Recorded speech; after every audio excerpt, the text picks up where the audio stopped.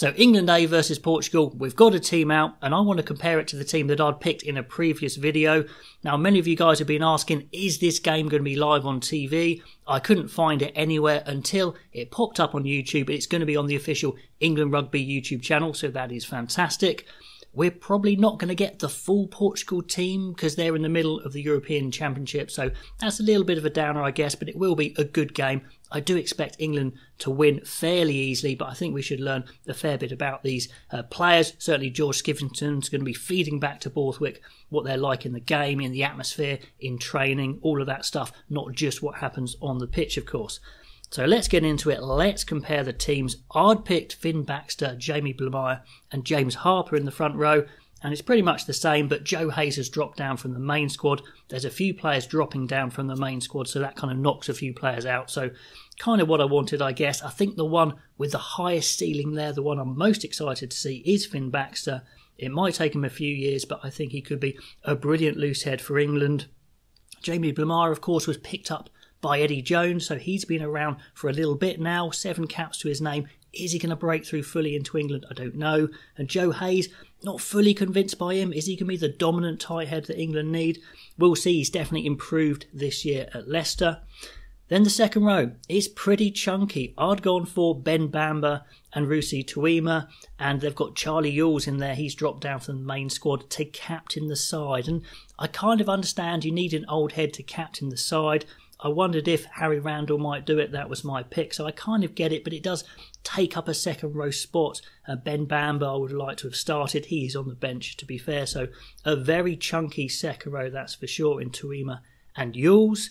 But the big story here is, yes, they've picked the back row that I wanted to see. I'd gone for Pearson 6, Pepper 7 and Alfie Barbary 8, and that's exactly what we see. Could we see this exact lineup at some point? Guy Pepper's pretty tall, Pearson's fairly tall, so they could both be line-out jumpers. No, maybe not one absolute lighthouse line-out jumper there, but loads of carrying as well from Alfie Barbary. Guy Pepper is great over the ball. Tom Pearson's a really good all-rounder, so I see it being very balanced, very quick as well, so super excited to see that back row.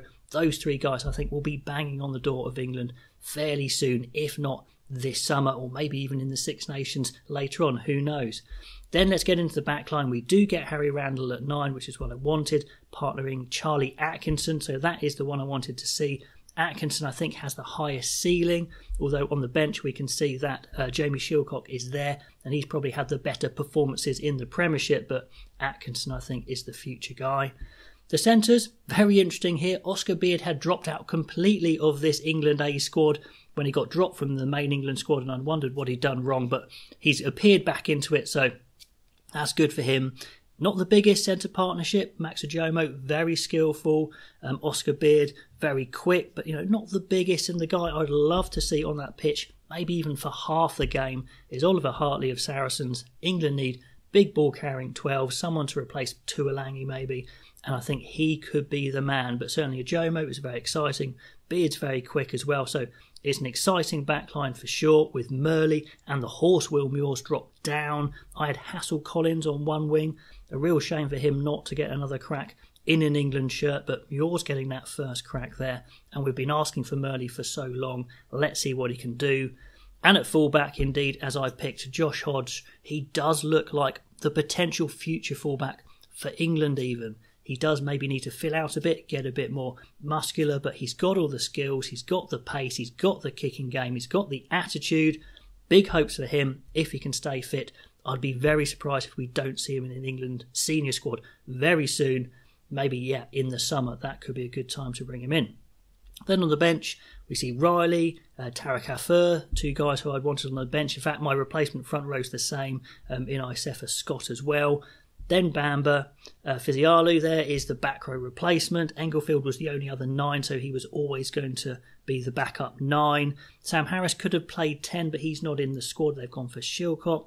And then, the young back inside centre, Oliver Hartley on the bench. Ollie Slightholme misses out. That's tough on him because he's been so consistent in the Premiership. So it's a very exciting side. There's a few players there, maybe like Charlie Ewels is there, maybe for experience rather than the future.